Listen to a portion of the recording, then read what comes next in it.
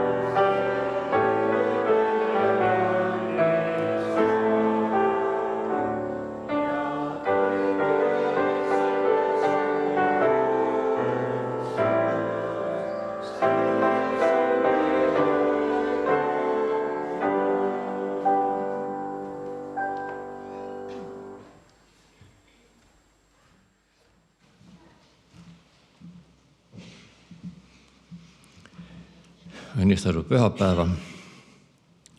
Nagu võisime laulda, suur Jumal ja nii edasi, see oli ilus pikk laul. Millisena on Jumal loonud meid, millisena ta on loonud kogu selle keskkonna või looduse meie ümber, see on tõesti imeline ja eriti me kogeme seda kevadel, kus elutu loodus hakkab tärkama. Ja see suur armastus, ka millest me juba kuulsime, see on ka Jumala armastus, mis kõike seda teeb, ka inimeste vastu ja ka looduse vastu, ja see armastus paneb inimesi laulma ja paneb loodust laulma. Võisime juba kuulda ja näha, kuidas ööbik teeb juba häält ja pääsuke lendab. See on kõik see tundemärk, et on tekkimas üks uus elu ja see tekitab rõõmu, see tekitab elevust. Ja ka meie ei jää sellest ka puudutamata.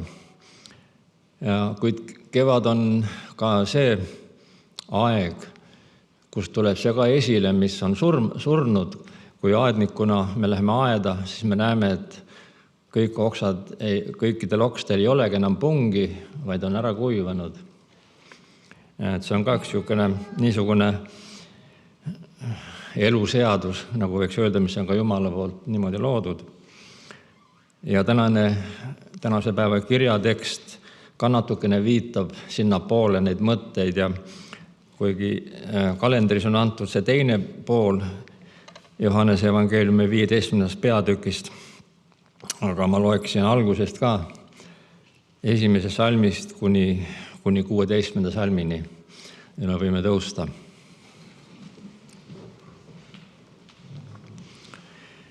Mina olen tõeline viinapuu ja minu isa on viinamäe aednik.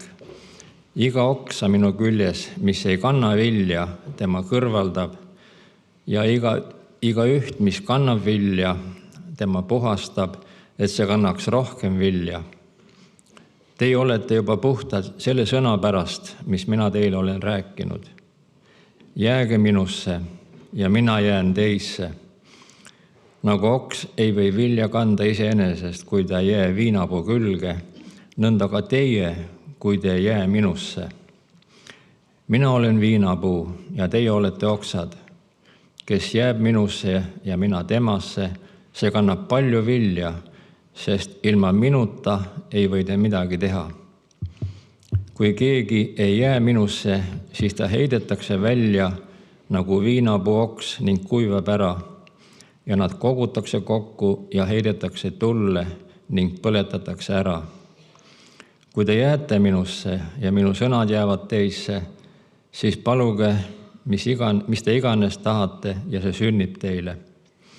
Selles on minu isa austatud, et te kannate palju vilja ja osutute minu jüngriteks. Otse kui minu isa on armastanud mind, nõnda olen ka mina teid armastanud. Jääge minu armastusse. Kui te peate minu käsusõnu, siis te jääte minu armastusse, nõnda nagu mina olen pidanud oma isa käsusõnu ja jään tema armastusse.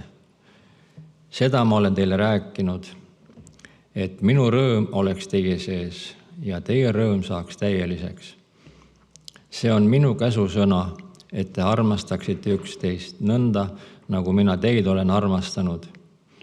Suuremat armastust ei ole kellelgi kui see, et ta jätab oma elu oma sõprade eest. Teie olete mu sõbrad, kui te teete, mida mina teid käsin. Ma ei ütle teid enam orjad olevat, sest ori ei tea, mida ta isand teeb, vaid ma olen teid nimetanud sõpradeks, sest ma olen teile teada andnud kõik, mis ma oma isalt olen kuulnud. Mitte, et teie ei ole mind valinud, vaid mina olen teid valinud ja olen teid seadnud, et te läheksite ja kannaksite vilja ja et teie vili jääks ja isa teile annaks, mida te iganes palute minu nimel. Aamen. On Jumala sõna. Ja jääme ka palvele ja mõtleme eriliselt siis ka meie igaühe enda peale ja Ja kui meil on ka need kuivanud oksi, siis on nii loomulik, et ka võime need Jumala kätte usaldada, kas siis kõrvaldada või tuua uut elu. Aga meil on ka võimalus palvetada meie eestpalvekoguduse Valjala vabakoguduse eest. Ja siis on meil ka sünnipäevalapsi nädala sees. On Valentin Sadovnikov ja Indrek Pihlak. Ja kindlasti on meil ka teisi muresi ja rõõme ja ka haigused vahel on meie kaaslased ja muud raskused, siis me täna ka mõtleme Vellole, kes on ka haiglas. Ja usume, et tema elu ja need päevad on Jumala käes ja Jumala poolt juhitud ja võime jätkuvalt teda Jumala kätesse paluda. Ja samuti keegi õde Anna tahab ka, et tema eest palvetadakse, tal on eluraskused, võib-olla ka materiaalsed probleemid ja et siis oleks ka mingid lahendused, et need võiksid laheneda kas siis parema töökoha suhtes või mida Jumal siis ka võib-olla võimaldaks. Ja me siis palvetame. Ja me täname siin meie suur looja, kellest me võisime ka laulda. Ja sa oled meile nii imeliselt ka elu kinkinud. Mitte niisama, vaid et selle kaudu sind tundma õppida rohkem ja rohkem ja kogeda sind pühavaimu kaudu. Ja täna me ka soovime, et me võime oma südamed sulle avada. Ja et sa võiksid ka meie vastu rääkida eriliselt, kui meie südames on ka tekkinud võib-olla niisugused vaheseinad, kus sinu sõna ei taha läbi tungida. Kuid sina oled suur Jumal ja sina näed meie igat olukorda ja võid muuta ükskõik mis olukordi, ka inimese südameid muuta, mis on võib-olla tõrksad olnud sinule. Ja me tõesti palume, et see maailm ka, milles me elame, kus me näeme nii palju muresid, näeme nii palju probleeme, kuid näeme ka neid, et me ei ole käinud sinu sõna kohaselt, ei ole käitunud sinu meele järgi ja see on toonud ka probleeme nii paljudesse kohtadesse, nii paljudesse peredesse, nii paljudesse inimestesse. Me palume need olukorrad sinu kätte, sina tead paremini ja teame, et sina valitsed üle kõige. Me võime sind kõiges ka usaldada. Kui sa meie vastu räägid ja tahad ka võib-olla täna meile midagi öelda ja me seda ka soovime, kas siis julgustada, kinkida rahu, kinkida tervist ja kõike, mida me vajame igaks päevaks.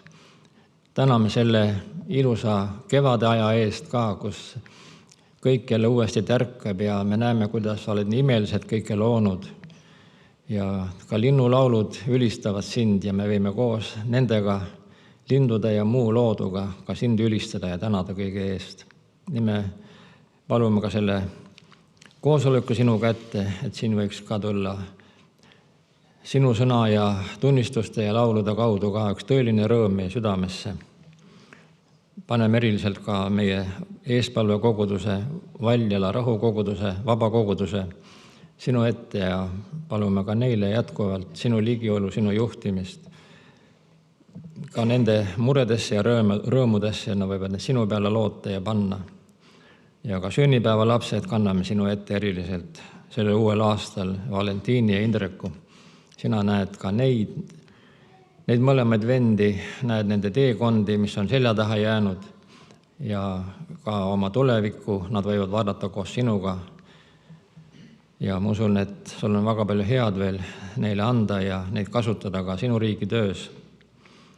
Ja paneme eriliselt ka Vello sinu ette, kes tunneb ka võib-olla oma tervises nõrkust ja puudujääke ja sina tunned kõige paremini ka tema olukorda ja võime julgesti teda sinu ette kanda ja paluda sinu armu ja kõike, mida ta vajab, rahu ja tervist.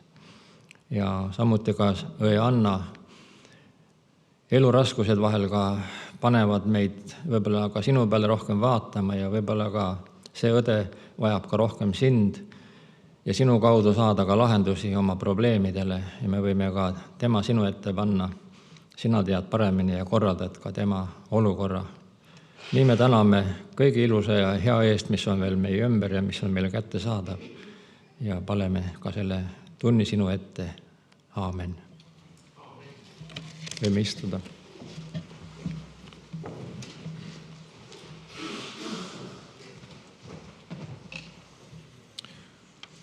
Laulame jälle laulu number 305. Nüüd ma tahan laulda mu Jeesuse tööst.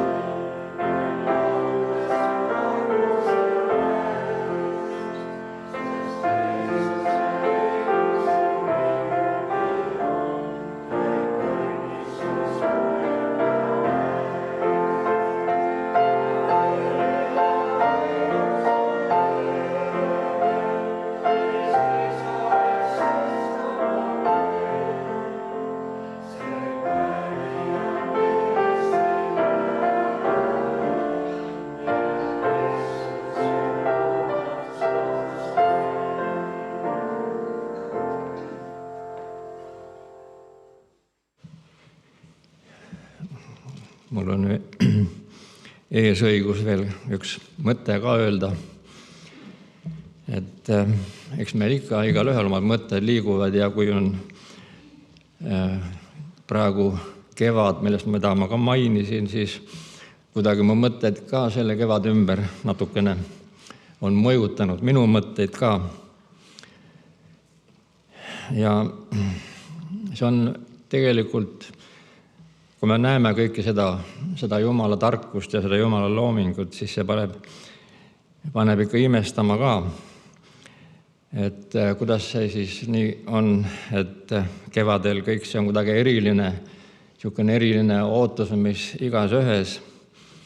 Aga see pole mitte meil esimene kevad, vaid mõnel on see juba päris palju need kevadid juba jäänud selle taha, võib-olla siin Paulil ja Ellil, kes on väga noored, võib-olla on neil alles esimene või teine kevad.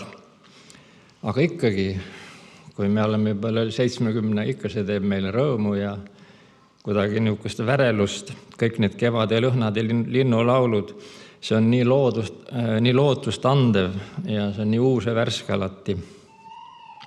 ja kõik see vana nagu ununeb ära, isegi talv ei tule enam meelde, kuigi see lumi oli alles hiljaaegu. Ja nii me siis elame ja väärtustame ja naudime kõike seda. Ja tihtilugu on meie soov ka võib-olla see, et see kevad nagu jääkski, et see jääkski püsima nende ilusate lilledega ja linnulauluga. Et ei olegi vaja mingisugust sügist ega talve. Ja mina, kes puutun ka merega kokku tihti, siis vaata, kui meri on niisugune vaikne ja nagu peegelselline, nagu ta eilegi oli, siis on niisugune tunne, et sa kunagi ei hakka mässama või möllama. Nagu ei usugi seda, kuigi oled kõiki need torme ka läbi elanud. Ja nii on see elu meie ümber. Aga me ei saa ikkagi jääda sinna kevadesse kogu oma elu, vaid nagu öeldakse, et tark inimene vaatab ka rohkem ja vaatab ka ettepoole, mitte ainult sellele hetkele. Ja kui me seda ka loodusest näeme ja vaatame, siis kevadel juba me näeme, kuidas loodus hakkab juba ette valmistama ennast juba järgmise talve jaoks. Kõige niisugused, mis meil silma hakkab, on mesilased. Kui nagu natuke juba soojemaks läheb, nad tulevad juba oma urgudest või oma tarudest välja ja otsivad juba need esimesi õisi, kus saaksid siis juba koguda talvevarusi või ütleme seda toitu, mida ka meie armastame. Ja eks see on ka kõnekas meile, et me võiksime eeskuju võtta ka ja olla nagu need töömesilased, kes ka hoogsalt hakkavad juba töötama, ka kevadel juba mõtlema oma tuleviku peale ja kasutades ära igat võimalust. Aga kui me ka ettepoole vaatame, ega me kindlasti teame, et see kunagi ka lõpeb, see kevad ja tuleb ka talv. Ja ega me ei taha seda eriti sellele ka mõelda. Ja eks me oleme ka inimestena, me oleme noored, me oleme keskeas ja tuleb ka vanadus, mida me ka võib-olla ei soovi, aga see tuleb. Ja nii ei jää püsima ka igavesti kevad, et seda igavesti nautida. Aga paljud seda ka võib-olla arvavad. Ja kui me loeme vanu prohveteid, millest me ka nüüd piiblitundides viimasel ajal oleme puudutanud, siis prohvet Jeremia ka ütleb väga selgesti oma 5. peatükis 31. salmi lõpus, et kõigil, aga mida te teete siis, kui sellel tuleb lõpp. See paneb ikka ka mõtlema. Võib-olla see ei ole kohane küsimus täna ilusal kevade ajal, kaunis kevades, kuid ometigi see sõnum on meie ees. Ja ma usun, et see paneb meid ka mõtlema, et kunagi lõpeb see kevad ja lõpeb ka elu. Meie elu selles maailmas, milles me elame, ei ole ju ka igavene. Ja muidugi meil Jumala lastel on üks eriline lootus ja me teame, et Jumala poolt luuakse meile uus maailm ja sinna me ka igatsedes vaatame. Kuid väga paljudel ei ole seda lootust ja võib-olla nendel on hoopis valed lootused ja arvavad, et see elu siin maa peal, et see jääbki püsima, et see ei kaogi kuskile. Ja niisugust inimesi on ju väga palju meie ümber ja meie keskel, meie lähedal. Ja see teeb meid muidugi ka kurvaks, et nad ei saa aru tegelikult sellest elust, mida Jumal meile pakub.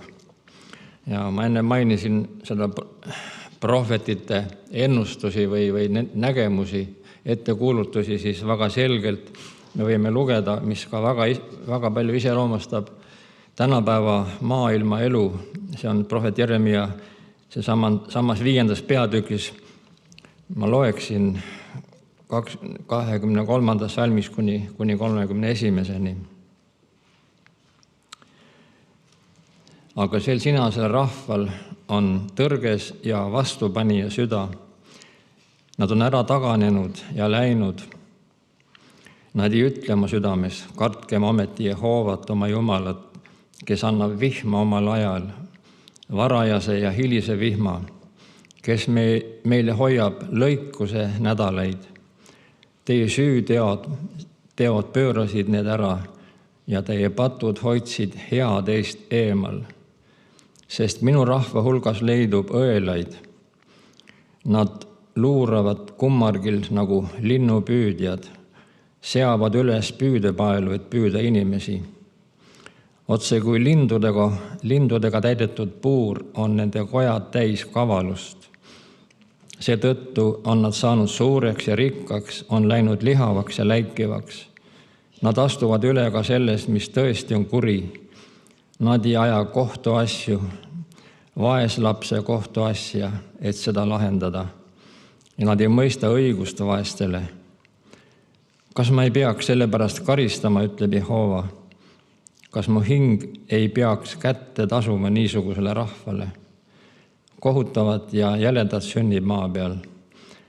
Prohvetid kuulutavad valet, preestrid õpetavad nendega käsi käes ja mu rahvas armastab seda nõnda. Aga mida te teete, kui sellele tuleb lõpp? See on karm sõna. Ja tõesti see, kes vähedegi me näeme elu oma ümber, siis see ka iseloomustab meie elu praegu selles maailmas, milles me elame. Ja võime isegi öelda, et on üks usulise ja kõlbelise elu allakäigu ajastu. Ja isegi prohvetid kuulutavad rahva seas, levitavad ja vaatavad, ütleme, nendele pattudele ka läbi sõrmede, mida me oma ümber kahjuks näeme. Ja kõik see elu on muutunud nii materiaalseks ja elu lõbude taga ajamisest rääkimata. Ja rahvast huvitab hoopis rohkem kõik see elu nautimine kui usust ja Jumalast. Ja tõesti me võime selle kohta öelda, et on kaduma läinud midagi keskset. Ja inimestel on, ja seetõttu silmapiir on muutunud häguseks ja ei olegi enam kindlaid piirjooni hea ja kurja vahel. Aga looduses me siiski seda ei näe ja sellest võime ka väga palju õppida. Ja piirjooned on kadunud ka inimeste normaalses käitumises, moraali tõekspidamistes ja ka usulistes küsimustes. Ja on kaduma läinud ka jumalapse selge tunnistus. Need on, siit võib veel nimetada ühte kui teist veel, aga me ei tahagi neid nii palju meenutadagi. Aga need on asjad, mis on meie ümber ja mille peale me peame mõtlema. Ja võime öelda, et meie elu ei ole selleks, et teha mida ette juhtub. Ja tõesti meie käed võivad teha nii head kui kurja, aga nad võivad valida, kumba teha. Ja on üks vana tark ütlus, ja mida ka piiblisõna kasutab, et mida sa külvad, seda sa ka lõikad. Ja ka praegu kevadel on ju külviaeg ja kellel on vähedegi aedniku kogemusi, kui ta hakkab külvama, siis ta ikkagi juba vaatab ühe hea seemne ja korraliku seemne ja loodab, et siis tuleb ka õige ja korralik saak. Aga kui me ja seda samuti on ka inimestes väga oluline, et mida me nendesse külvame ja ütleme, maailm ei külva midagi head võib-olla, mis oleks ka Jumala silmis hea. Ja seepärast on ka väga oluline, mida me siin koguduses külvame ja ka pühapäeva kooli töös külvame lastesse, see on väga oluline. Ja kui me vaatame, mida meie ühiskond külvab praegu ka noortele, siis selle lõikuse peale julgegi mõelda või nende viljade peale, mis sealt välja tulevad, seda ei oskagi meie nagu ette kujutada. Kuid ma arvan, et ka Jumal paneb siin nendele asjadele kord lõpu, nagu ta on oma prohveti kaudu ennustanud.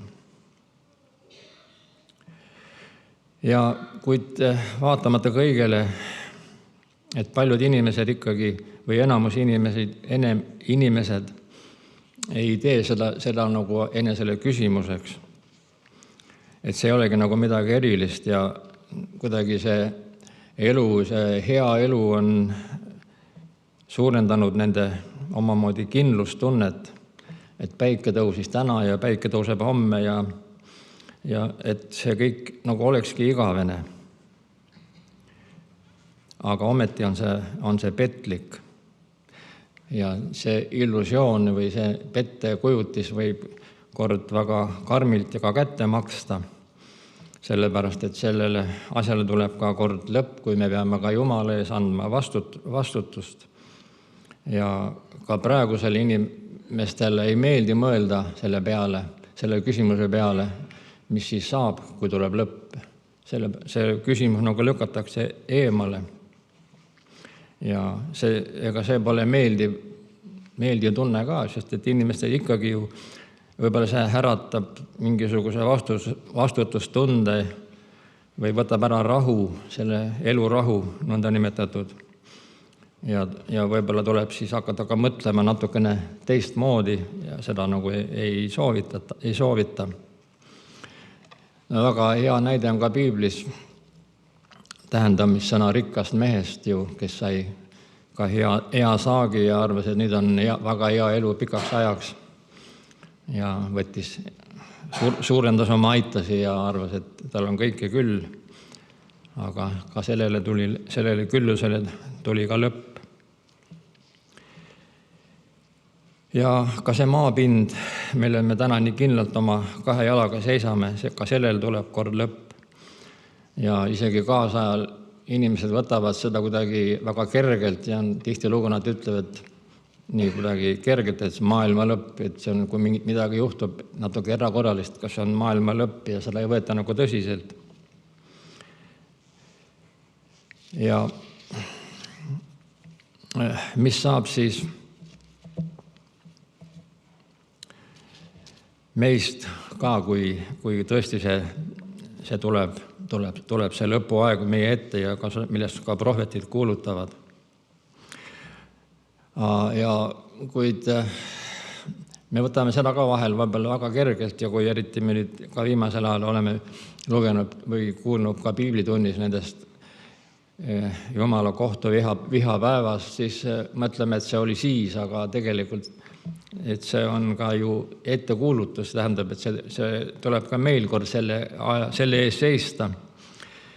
Ja Jumalal on kindlasti siin ka oma mõõdupuud, millega ta mõõdab. Ja kui me ka Jumala sõnast loeme, siis vahel on need mõõdupuud ju väga niisugused ranged ja me tunneme, et meil on nii palju puudusi veel. Aga samas me ei tea ka, kui suur on Jumala arm. Aga selleks, et saada ka enesele kindlust südamesse, siis mis asi see siis meid võiks aidata, ma arvan, et see on ikkagi parim viis on lugeda Jumala sõna ja arvestada ka nende prohveti ettekuulutustega, sest need täituvad. Me ei pääse sellest kusagile ära, nagu arvame. Ja kui me loeme Jumala sõna ja saame selle kaudu ka aru meie olukorras, siis see on ainukene kompass, mis annab meile õige suuna. Ja ütleme ka meremeestel on ka niisugune riistapuu navigatsiooniseade, mille kaudu, kui me oleme ka merel näiteks ära eksinud või on udu või midagi, et siis selle kaudu me saame õige suuna kätte. Kui seda ei oleks, siis sõidaksime ei tea kus karile või juhtuks suured õnnetused, mis on ka juhtunud. Ja nii on ka meie elus ju, kui me ikkagi väldime ja ei arvesta Jumala sõnaga ja kõige sellega, millega ta tahab meid aidata ja ei hooli sellest, siis ka meie elud lähevad karile ja seda me ju näeme kõigi oma ümber, oma enda keskel. Ja ega ma ei taha kedagi hirmutada ega üles näidata soovimatust, mitte nägema seda kaunist kevadet ning silmad kinni panema selleks ja mitte nägema seda ja ega nautima, vaid nägema elu tervikuna, nii nagu ta on. nägema kaugemale, nägema kõrgemale, nägema sügavamale, nägema elu kindlaid piirjooni ja nendega ka arvestama. Selleks Jumal meile on ka meil tarkuse kinkinud. Seda võime näha ja kogeda ja sellest ka aru saada. Ja ma lõpetaksin 1. Korintuse 15. peatükist 2 salmiga 57-58. Ent tänu Jumalale, kes meile võidu annab meie issanda Jeesuse Kristuse läbi. Sellepärast, mu armsad vennad, olge kindlad, vankumatud ja ikka innukad issanda töös, teades, et teie vaevanägemine issandas ei ole asjata. Amen.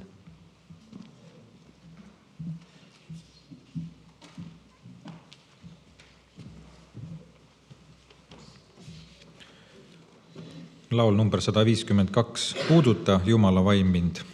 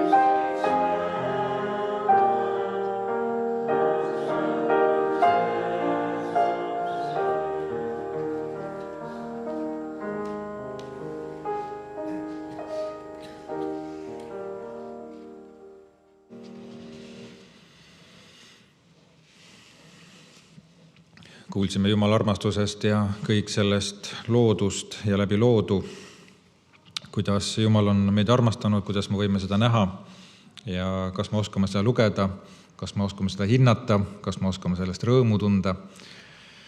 Aga üks asi on kindel, millest me võime kõige suuremat rõõmu tunda, see on see, et Jumal on kinkinud meile oma poja, Jeesuse. Ja ka täna me võime olla rõõmsad ja mitte nii kurvad siin istuda ja alla vaadata, väljas on kevad.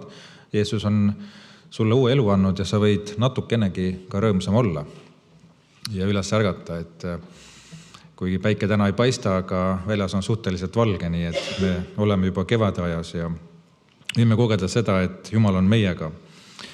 Ja ma jätkan seda teemat Jumala armastusest ja loen 1. Johannese kirjast, mis on ka meie liidukalendri piibli tekst täna 4. peatükist ja loen 2 salmi 9 ja 10. Jumala armastus meie vastu on saanud avalikuks selles, et Jumal oma ainusündinud poja on läkitanud maailma, et me tema läbi elaksime.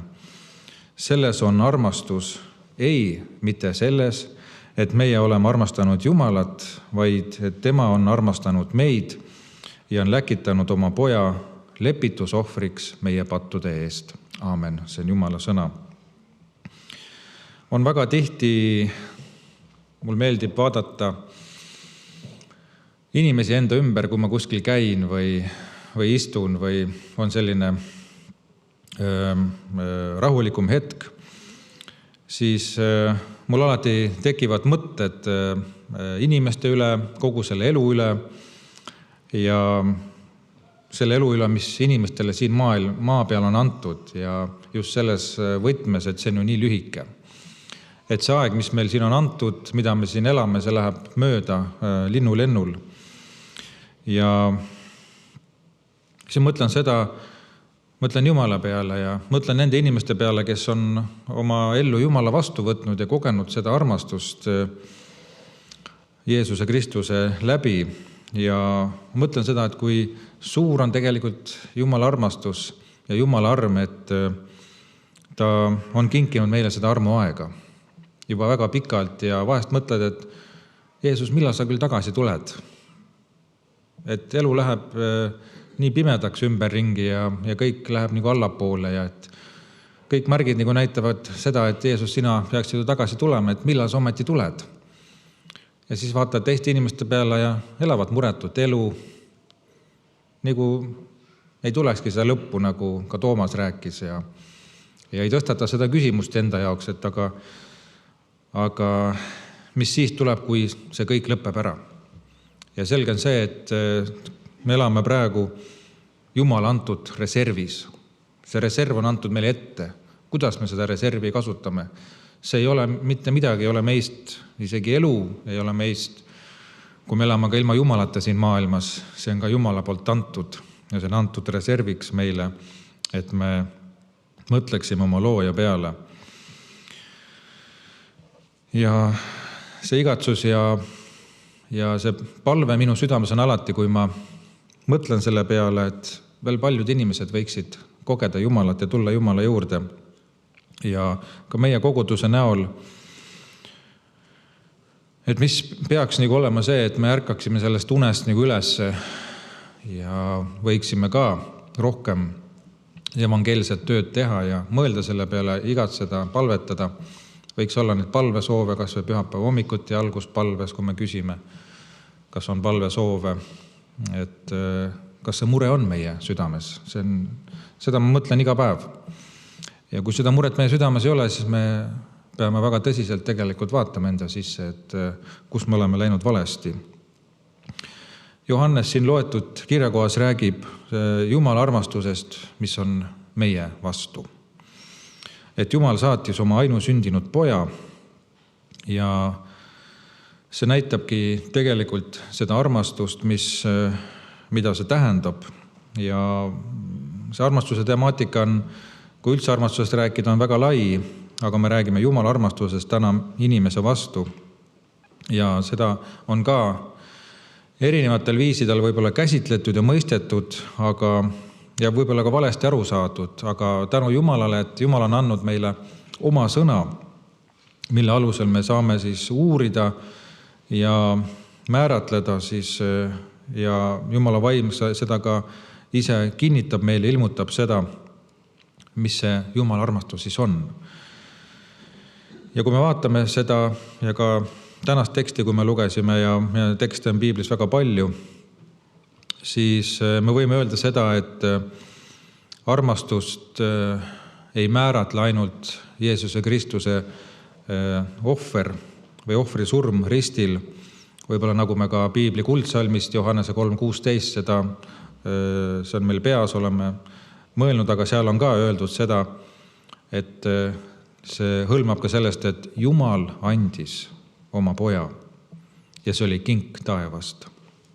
See oli ohver Jumala isa jaoks kolmainsuse teise isiku saatmiseks, ehk siis Jeesuse saatmiseks ja ohver, et ta valaks välja inimkonna jaoks, selle kohtuotsuse jaoks, mis Jumal oli mõelnud inimese peale, aga see valati Jeesuse peale, tema poja peale. Apostel selle sama kirja 4. peatüki alguses tõstatab küsimuse või esitab ka hoiatuse, kus ta ütleb: armsad, ärge usaldage iga vaimu, vaid katsuge vaimud läbi, sest palju valeprohveteid on läinud välja maailma. Nii on see ka täna ja võib öelda, et see pilt on üpriski suur või kirju. Aga armastus on eeskätt isalik. See on isalik armastus, mille me peame vastu võtma ja mida Jumal on meile andnud. Ei ole suuremat armastust olemas, kui on isalik armastus. Järgmisel pühapäeval me saame rääkida ema armastusest. Meil on emadepäev. Aga see algab meie Jumala Isa armastusest kõik pihta. Võib-olla mõned arvavad ka seda, et Jumal on kuskil kaugel, eemale olev ja ka kristlaste seas on väga erinevaid teooriaid Jumala kohta, et Jumal pani selle maailma käima, isa läks eemale ja nüüd on kõik inimese kätte antud ja tema enam selles ei osale. Ja see võib tekitada sellise pildi, et Jumal on kuskil kaugel ja Jumal on Vana Testamendi Jumal, kes on vihane Jumal ja seda Jumalat ju meie inimestena ei taha tundma õppida ja me ei taha sellist pilti enda ellu Jumalast. Ja võtame selle armastava Jeesuse pildi oma ellu. Jeesus on armastav, me võime kõike teha. Armastus katab kõik kinni ja me ei pea mitte midagi kartma. Aga oluline siin juures on see, et Jumal armastab meid. Ja armastus, mida Jeesus oma teenimises näitas, on täpselt see sama armastus, mida tema isa, ehk siis Jumal isa meie vastu tunneb. Me võime saada terendavat jõudu oma isa armastuses. Kuidas siis see õige armastuse või armastuse vaim ära tunda? Apostel ütleb, et te tunnete Jumala vaimu sellest, et iga vaim, kes tunnistab Jeesust Kristust lihasse tulnuna, see on Jumalast. Tundub väga lihtne ja arusaadav, aga tegelikus elus, kui hakata seda teemat uurima, väga paljud seda ei tunnista. Nii uskumatu, kui see ka ei ole. Aga just see on see tundemärk, millest me võime aru saada, mis on õige, mis on vale. Et Jumal on saatnud oma ainusündinud poja maailma ja Johannes väga täpselt siin nimetab ja toob selle välja, just selle ainusündinud poja. See tähendab, et Jeesus on ainulaadne. Ainulaadne poeg ja sündinud viitab sellele, et Jeesus on isa samast olemusest. Siin ka meie liidu sees käis läbi see teema, kus tuli välja selline dialoog, kus ka väga tuntud õppejõud väitis seda, et Jumal ei surnudki ristil ja Jeesus ei ole Jumal. Aga see tegelikult ei ole päris nii. Jeesus on, ta ei ole Jumala kolmainsuse esimene isik, aga ta on teine isik ja ta on Jumal. Kui Jumal ei oleks ristil surnud, siis oleks see kõik tühine, mida me täna ka siin usume ja mida me oleme kogenud. Aga see on väga oluline, et Jeesus ja isa on täpselt samast olemusest. Johannes ütleb, et me tema läbi elaksime. Isa armastus ei seisne ainult poja läkitamises, vaid ka selles, mida see saatmine meie jaoks korda teeb. See toob meile elu, kes Jeesust usaldavad, tema tööd usaldavad ja see on lepitus meie pattude eest. Paulus ütleb 2. Korintuse 9. peatükis 15. salmis: tänu olgu Jumalale tema ütlemata suure anni eest. Jumal on saatnud oma ainusündinud poja. See näitab Jumala armastust, sest armastus annab edasi endast parima. Ei olnud midagi paremat, mida Jumal Isa saaks kadunud inimkonnale anda, kui omaenda poja. See on kingitus. Kui Jumala ja inimese vahel oleks olnud lihtsalt lepitus, oleks inimene pidanud ise Jumala juurde minema. Kurjategija peaks olema esimene, kes andestust taotleb. Nõrgem peaks abi saamiseks pöörduma kõrgemale, suurema poole. Vaene mees peaks paluma almust, see, kes almuseid jagab. Kuid siin on see armastus, mille Jumal läkitas. Tema oli esimene, kes selle saatis. Vastupidi, ülevalt alla. Jumal saatis oma poja lepitusohvriks meie pattude eest. Ja see näitab Jumala armastust. See võis näidata piisavalt armastust, et isa saatis poja, mitte mõne ingli või sealt natuke alamalt, aga ta saatis poja ka mitte ainult siis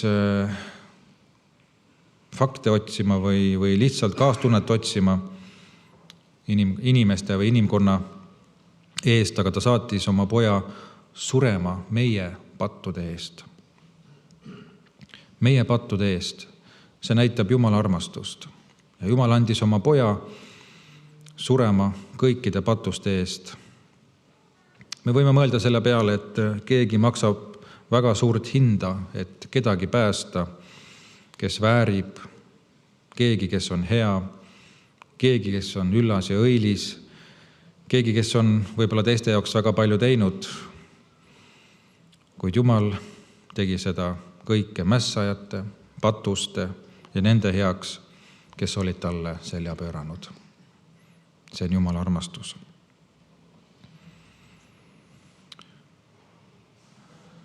Me saame siit kirjakohast veel teada seda, et tõeline armastus, agape armastus, millest siin on räägitud, ei määratle meie armastust Jumala vastu, vaid Jumala armastust meie vastu. Tema armastus meie vastu algatab meie armastussuhte temaga. Meie armastus vastab ainult tema armastusele meie vastu. Et see on Jumala algatus. Me ei saa armastada Jumalat nii, nagu me peaksime, kui me ei võta vastu tema armastust ja elaksime selles. Kui Jumal meid nii armastas, olles saanud selle armastuse Jumala käest, oleme siis oma eludes jõudnud sellesse kohta, et me peame kuulama Jumala sõna ja seda käsku, ja armastuse käsku, mida Jeesus on meile öelnud, et me peame ka üksteist siis armastama.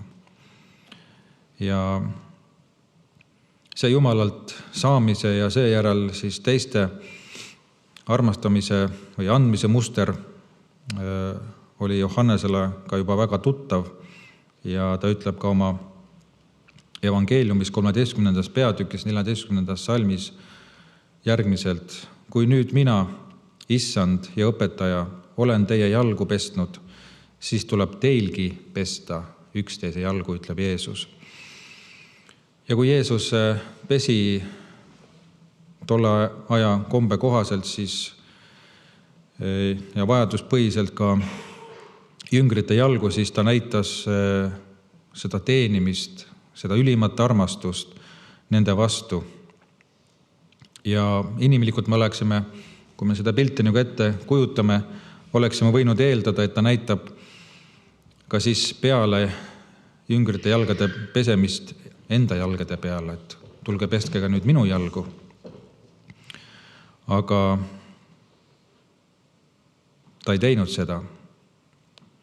Ta tegi seda teiste jaoks. Ja selle asemel ütles Jeesus: kui nüüd mina, teie issand ja õpetaja, olen teie jalgu pestnud, peaksite ka teie üksteise jalgu pesema. Õige viis armastada Jumalat on vastusena tema armastusele meie vastu ja minna välja ning armastada üksteist. Kui me üksteist ei armasta selliselt, siis kuidas me saame öelda, nagu Johannes ka siin viitab, et me oleme vastu võtnud Jumala armastuse ja oleme temas sündinud. Armastus on kinnitus, ka mida peab otsima. Kui me võtame näiteks sellise näite, et toru on ummistunud ja me tahame vett sinna toru sisse lasta, aga mitte midagi sealt torust läbi ei tule, siis me teame, et see toru on ju täiesti kasutu. Siis me kindlasti asendaksime selle. Just nii paneb ka Jumal oma armastuse meie ellu, et see võiks välja voolata. Me ju tahame, et Issand puhastaks meid ja täidaks meid, et tema armastus saaks meist läbi voolata. Muidu ei oleks sellest mitte mingisugust kasu. Me oleksime kasutud.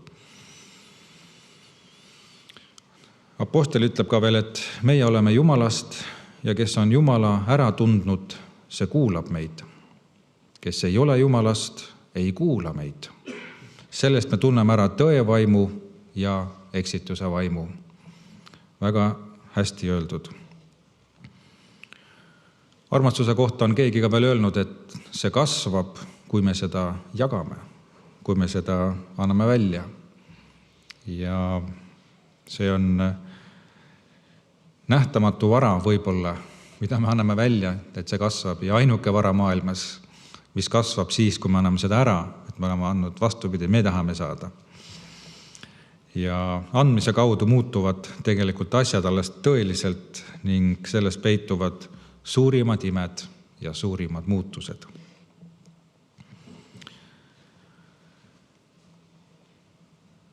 Paulus Rooma kirja 5. peatükis 8. salmis ütleb, ent Jumal teeb nähtavaks oma armastuse meie vastu sellega, et Kristus suri meie eest, kui me olime alles patused.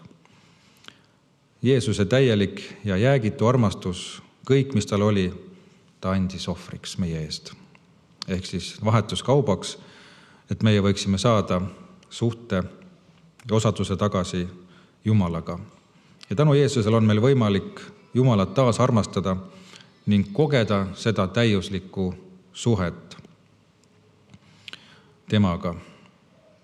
Ja vot see täiuslik suhe ongi see, mis annab meile kõik, mis meil on vaja. Ja me ju teame seda, et kui meil ei ole ka üksteisega või inimestega head suhted, siis see teeb meile haiget, see paneb meid mõtlema. Aga eeskätt ka suhe Jumalaga, kui meil seda ei ole, siis me ei ole need, kes me peame olema. Ja sellepärast, kui Jeesus tuleb ja muudab meid ja tuleb meie südamesse elama, siis otse kui taevas tuleb meie sisse. Ja meie suhe Jumalaga läheb korda, sellest tuleb elu, sellest tuleb kõik, mis meil on vaja ja kõik muud asjad meie eludes lähevad ka korda.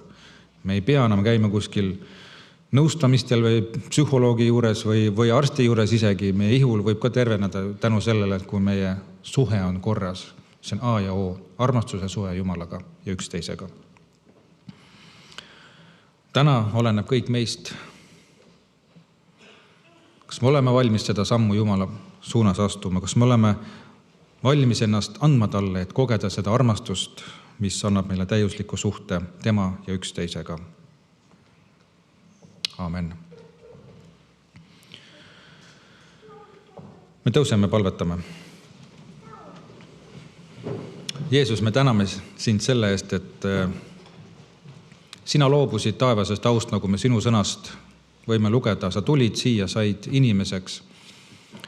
Ja oma jumalikul viisil sa andsid oma elu risti peal lepitusohvriks meie pattude eest. Et meie võiksime kogeda seda ja näha seda, kui suur on sinu armastus ja kui suur on sinu igatsus olla meiega koos. Tulla meie ellu, tulla meie südametesse, puhastada need, pühitseda need, pesta oma verega puhtaks, anda meie patud andeks. Ja täname seda, et sina oma püha vaimu läbi teed seda, et sa tood meid patu tundmisele sa tood meid enda risti juurde, sa avad meie silmad, et me näeme seda, milline on meie olukord. Et me näeme seda, et meis ei ole mitte midagi head. Ja kõik see must ja rüve, mis on meid kahjustanud, sina, Jeesus, saad ära võtta. Ja Jeesus, me palume ka täna hommikul, et sa võiksid tulla, puudutada meid, pesta meid puhtaks ja anda meile uus elu, uue lepingu elu. Ja täname, et sina võid meid läbi katsuda ka, kui me oleme juba oma elud sulle andnud ja me vajame päevast päeva seda puhastust. Aga me palume ka nende eest, kes ei ole veel üldse kogenud sinu armastust ja palume, et väga paljud võiksid veel sinu juurde tulla ja kogeda seda, et sina tahad ka neid päästa. Ja ma tänan ka selle eest, et me võime tulla täna sinu laua osadusse ja püha kartuse värinaga mõelda selle peale, et sina andsid meid ennast meie eest ristil surma. Me võime mõelda selle peale, me võime mälestada seda ja me võime mõelda seda, et sina tuled tagasi.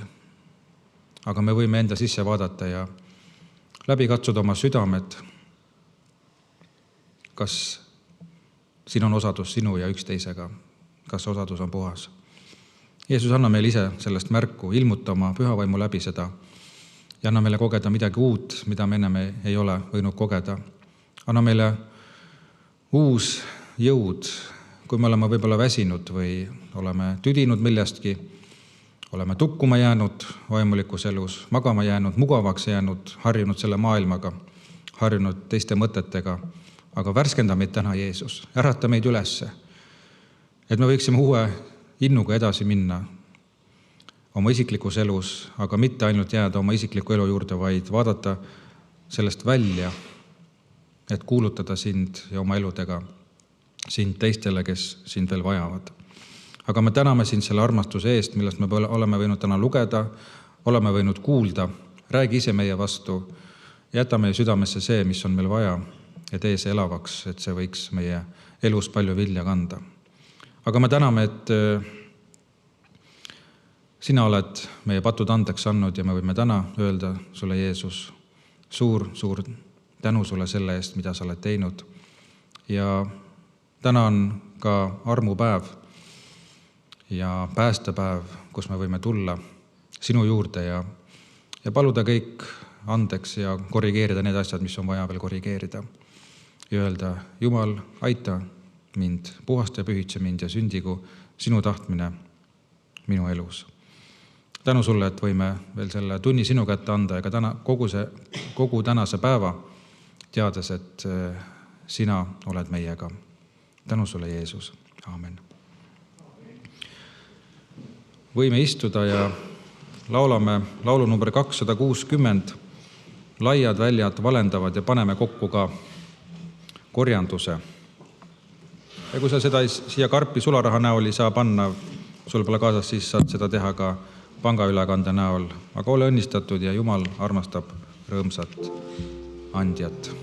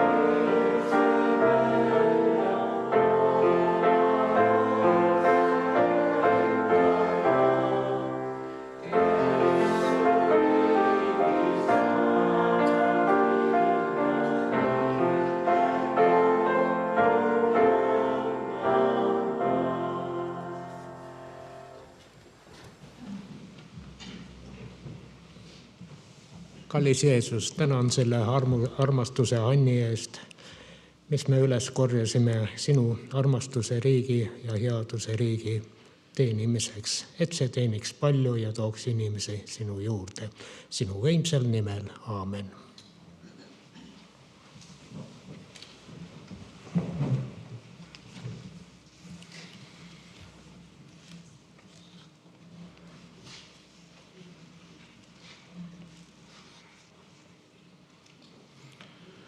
Eile võisime olla ka siis, nagu ma juba ütlesin, meie liidu aastakonverentsil ja seal oli väga palju erinevaid inimesi ja kõike tervitusi võib-olla ei jõuagi edasi anda, aga konverentsi tervitused annan edasi ja ka vend Enno Tuulik, kes veel südamest palus ka kogudust tervitada, keda tänati ka pikaaegse teenimise eest ja kui ma nüüd õieti aru sain, siis ta on kõige kauem teeninud pastor ühte kogudust, üle 50 aasta Hillaste kogudust teeninud. Nii et aukartust äratav number. Ja ta on ikka selle sama tunnistuse kutse sees, mida Jeesus teda juba kutsus noorest east. See ei ole tal kaduma läinud, ta on jäänud ustavaks sellele kutsele ja on teinud seda nii, nagu ta on osanud. Ja võime palvetada ka kodus isiklikult tema eest ja täname nende tervituste eest ja ka kõikide teiste tervituste eest, mis meil edasi anti. Kui Jumal lubab, siis nädala sees 18.30 piiblitund siin kõrval saalis, neljapäeva õhtuti 5:30 noorteosadus Vilsli juures ja järgmine pühapäev siis kell 10 on emadepäeva Jumala teenistus, kus me võime siis mõelda rohkem oma emade peale ja tänu Jumalale selle eest. Aga ennem kui me lähme issanda laua osadusse pühaõhtu sööma juurde, siis laulame laulu number 241, Päästja risti juurde ema.